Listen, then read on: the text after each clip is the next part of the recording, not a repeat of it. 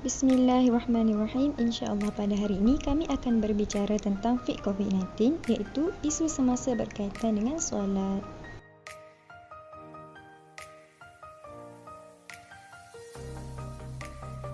Hukum solat Jumaat dalam suasana wabak COVID-19. Pelaksanaan solat Jumaat perlu dilihat kepada sesuatu tempat sama ada sesuatu kawasan atau negara selamat dari wabak COVID-19. Satu perbincangan telah diadakan menerusi mesyuarat khas Jawatan Muzakarah Majlis Kebangsaan bagi Hal Ehwal Agama Islam Malaysia MKI telah bersetuju dengan penangguhan aktiviti masjid dan surau termasuk solat Jumaat dan solat berjemaah. Ia diputuskan atas dasar kebertanggungjawaban pemerintahan berdasarkan kaedah tasawruful imami ala ru'yati manutun bil maslahah, yang bermaksud polisi pemerintah itu hendaklah berasaskan maslahah terhadap rakyat. Antara pandangan daripada beberapa badan fatwa berautoriti di peringkat antarabangsa ialah Majlis Fatwa Syar'i UAE berpendapat haram hukumnya bagi sesiapa yang dicangkiti atau disyakiti dijangkiti virus tersebut untuk berada di tempat yang umum atau pergi ke masjid untuk menunaikan solat Jumaat. Hay'ah Kibar Ulama Al-Azhar Asy-Syarif berpendapat harus untuk menghentikan solat Jumaat dan solat berjemaah di semua kawasan berikutan penularan wabak COVID-19. Kementerian Wakaf dan Hal Ehwal Islam Kuwait berpendapat solat dan khutbah Jumaat hendaklah ditangguhkan disebabkan oleh wabak COVID-19 yang melanda negara. Perhimpunan beramai-ramai membawa risiko penularan wabak, maka gugurlah kewajipan solat Jumaat dan diganti dengan solat Zuhur. Menurut Syekh Ali Al-Qaradaghi, Sudahsaha Kesatuan Ulama Islam Sedunia berpendapat harus untuk meninggalkan solat Jumaat dan solat berjemaah disebabkan oleh takut dijangkiti virus COVID-19. Ini berdasarkan sabda Rasulullah sallallahu alaihi wasallam yang bermaksud, barang siapa yang mendengar azan tetapi dia tidak menjawabnya, yakni datang menunaikannya, maka tidak ada solat baginya melainkan kerana keuzuran. Mereka, para sahabat bertanya, apakah keuzuran itu? Baginda menjawab, ketakutan dan kesakitan. Hadis riwayat Abu Daud dan Ibnu Majah. Berdasarkan hadis di atas, maka dibolehkan untuk meninggalkan solat Jumaat dan juga solat berjemaah ketika wabak tersebar seperti COVID-19 kerana ia merupakan suatu yang mendatangkan ketakutan. Hukum mengikut arahan pemerintah untuk tidak melaksanakan solat Jumaat. Mentaati arahan pemerintah adalah suatu perkara yang amat penting dalam keadaan wabak COVID-19 menular. Berdasarkan firman Allah Subhanahu wa taala dalam surah An-Nisa ayat yang ke-59, A'udzu billahi minasyaitonir rajim. Ya ayyuhalladzina amanu atii'ullaha wa atii'ur rasulahu wa ulil amri minkum. Yang bermaksud, wahai orang-orang yang beriman, taatlah kamu kepada Allah dan taatlah kamu kepada Rasulullah dan kepada ulil amri, iaitu orang-orang yang berkuasa dari kalangan kamu. Syekh Al-Maghari menyebut ulil amri iaitu pemerintah berkuasa di atas urusan kemaslahatan yang tidak terdapat nas di dalam agama. Mentaati mereka hukumnya adalah wajib. Larangan terhadap sebarang aktiviti perhimpunan ramai termasuklah solat Jumaat sepanjang tempoh penularan wabak COVID-19 adalah demi kemaslahatan rakyat, iaitu mengekang atau membendung penularan wabak. Maka mentaati pemerintah adalah perkara wajib. Dan sesiapa yang mengingkari adalah berdosa kerana perbuatannya itu bukan sahaja mendedahkan dirinya kepada kemudaratan tetapi turut melibatkan orang lain. Hukum melakukan solat Jumaat di rumah ketika pandemik. Pendapat yang dikeluarkan oleh pemerintah dan badan berautoriti, semua umat Islam hendaklah melaksanakan sembahyang zuhur di rumah. Menurut ulama mazhab Syafi'i, syarat bilangan minima jemaah solat Jumaat ialah seramai 40 orang atau lebih yang berjantina lelaki, telah baligh, bermastautin dan mereka hendaklah berkekalan dari awal hingga akhir Jumaat. Meskipun seseorang itu ingin menunaikan solat Jumaat di rumahnya dengan mengambil pendapat ulama mazhab Hanafi pada soal bilangan minima jemaah solat, namun harus diingat ulama mazhab Hanafi juga telah meletakkan syarat sah solat Jumaat ialah mendapat keizinan pemerintah. Justru itu, disyorkan agar lakukanlah solat zuhur di rumah supaya tidak menimbulkan khilaf dan kekeliruan. Itulah jalan yang terbaik. Kedudukan solat zuhur di awal waktu pada hari Jumaat. Secara umumnya, memang terdapat tegahan daripada menunaikan solat zuhur sebagai ganti solat Jumaat di awal waktu. Di dalam kitab Al-Taqrirat Al-Sadidah dinyatakan tidak sah bagi orang yang tidak diberikan keuzuran untuk bertakbiratul ihram bagi solat zuhur sebelum imam solat Jumaat memberi salam. Namun, dalam isu semasa Perintah Kawalan Pergerakan ini, tegahan tersebut tidak terpakai kerana illah atau sebab tegahan daripada salat zuhur tersebut hanya berlaku kepada mereka yang tiada sebarang keuzuran bagi menghadiri Jumaat. Termasuk dalam bentuk keuzuran adalah penularan wabak COVID-19 yang boleh membawa maut. Mereka yang berada di rumah dan tidak melaksanakan solat Jumaat disebabkan Perintah Kawalan Pergerakan serta penangguhan solat Jumaat di masjid dan surau, maka hukum menunaikan solat zuhur pada awal waktu sebagai ganti solat Jumaat adalah sah. Dakwaan mengenai solat Jumaat yang ditinggalkan lebih daripada 3 kali termasuk dalam golongan munafik berdasarkan hadis walaupun ketika pandemik COVID-19. Dakwaan ini adalah suatu kesalahfahaman yang jelas. Benar terdapat hadis sedemikian, tetapi ia perlu dibaca secara menyeluruh bagi memahami sebab kenapa ia digelar munafik. Sabda Nabi Muhammad SAW yang bermaksud, barang siapa yang meninggalkan solat Jumaat 3 kali kerana meringan-ringankannya, Allah akan mengunci hatinya. Hadis riwayat At-Tirmizi. Perkataan tahawuna yang bermaksud kerana meringan-ringankannya jelas menunjukkan sifat kemalasan dan tidak menghadiri Jumaat tanpa uzur dan sebarang sebab.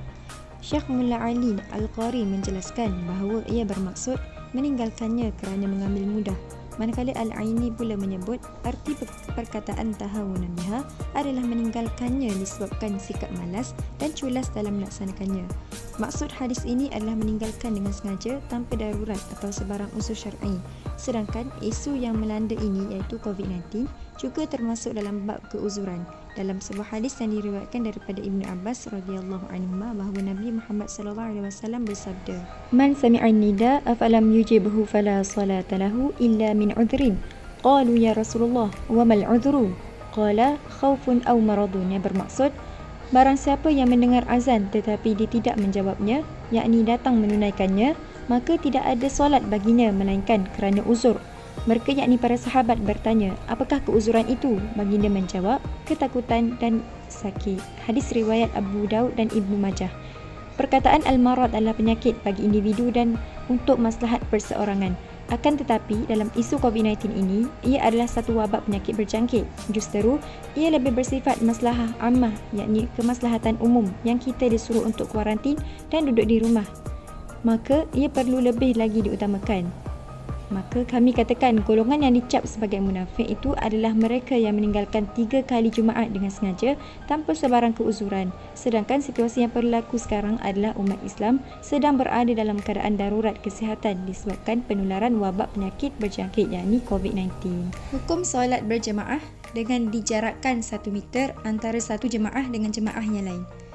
Dalam isu COVID-19 ini, lendir dari batuk atau apa yang keluar dari air liur menjadi sebahagian daripada asbab yang boleh menyebabkan jangkitan sehingga boleh membawa kepada kematian. Maka, sewajarnya dijarakkan antara satu jemaah dengan jemaah yang lain sehingga 1 meter. Disebabkan itu juga, pemerintah telah mengeluarkan arahan supaya cara yang paling baik adalah kita solat di rumah bersama keluarga kita, di mana kita sendiri tahu keadaan keluarga kita semuanya.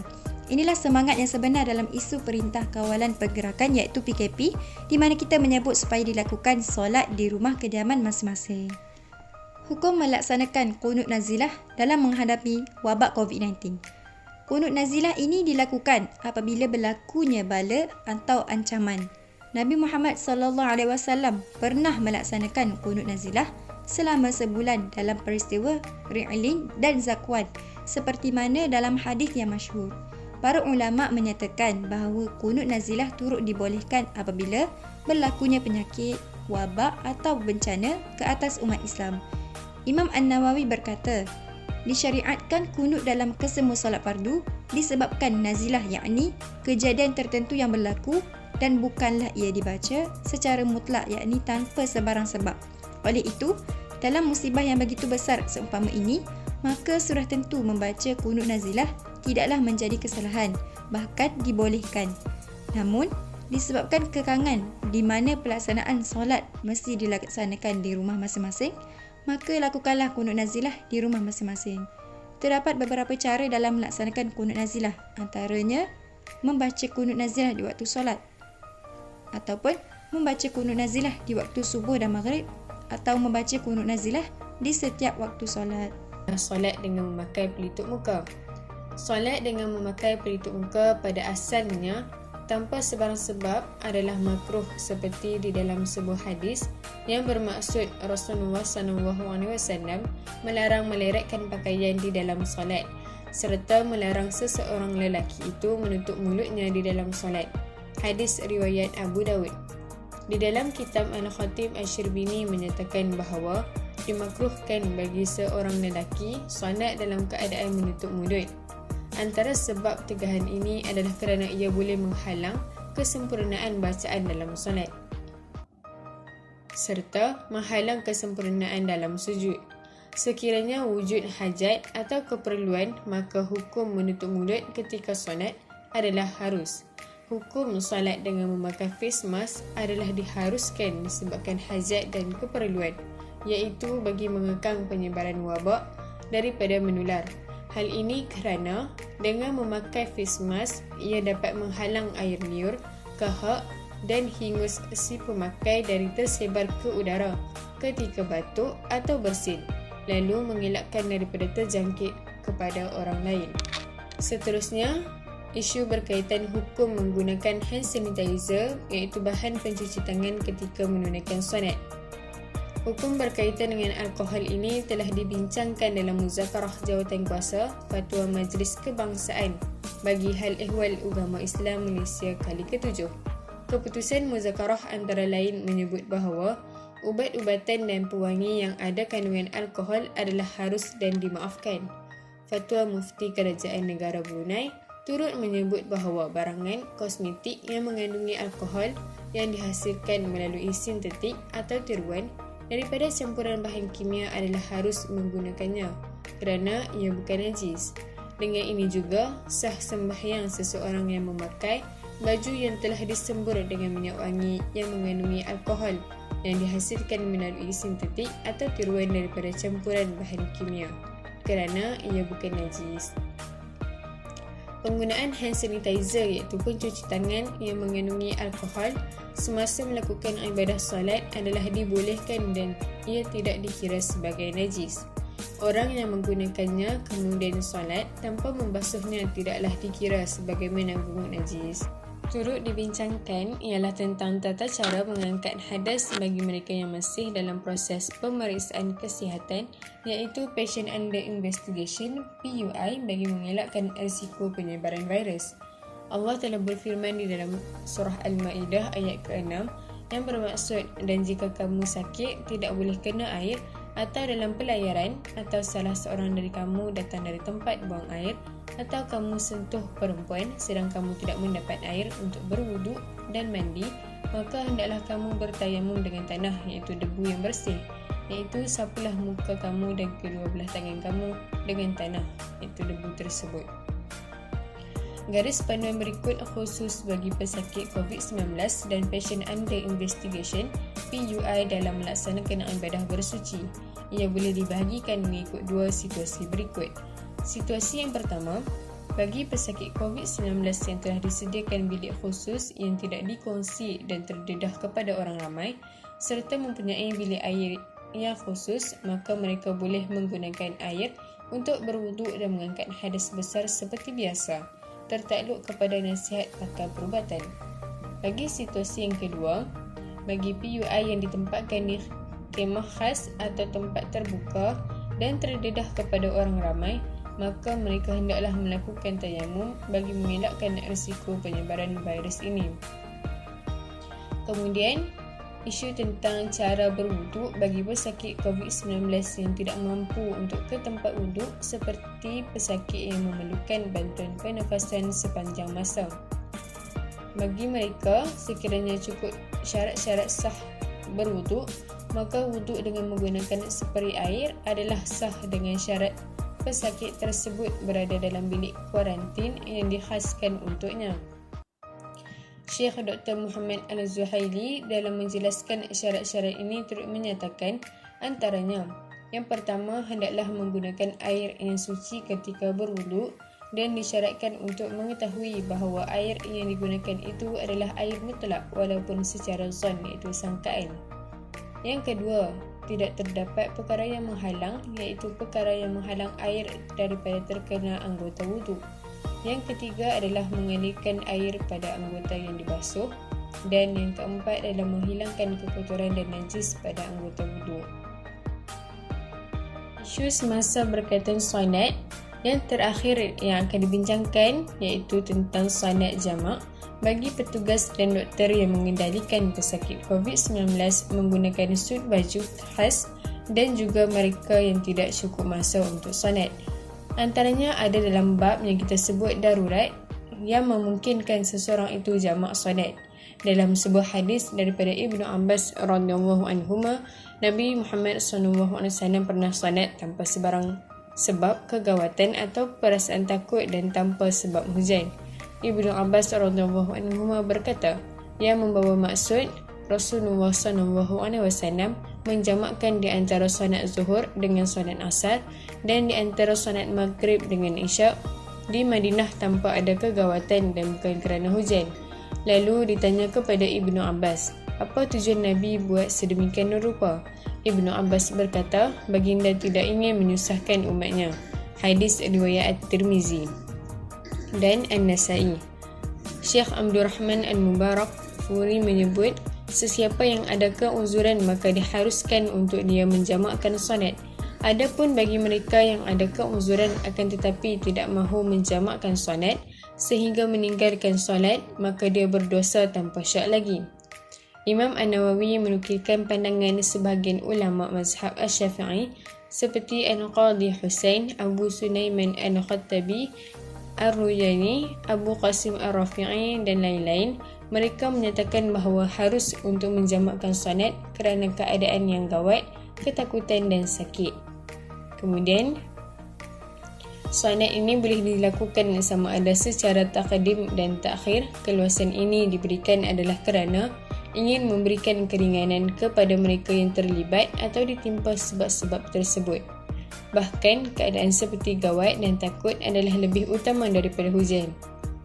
Jika dalam situasi petugas-petugas yang merawat pesakit COVID-19 di mana dengan faktor pekerjaan yang terlalu padat dan ketat serta dalam keadaan masa yang begitu terhad, maka para ulama menyatakan harus untuk jamak ketika dalam keadaan seperti itu. Sekian, terima kasih.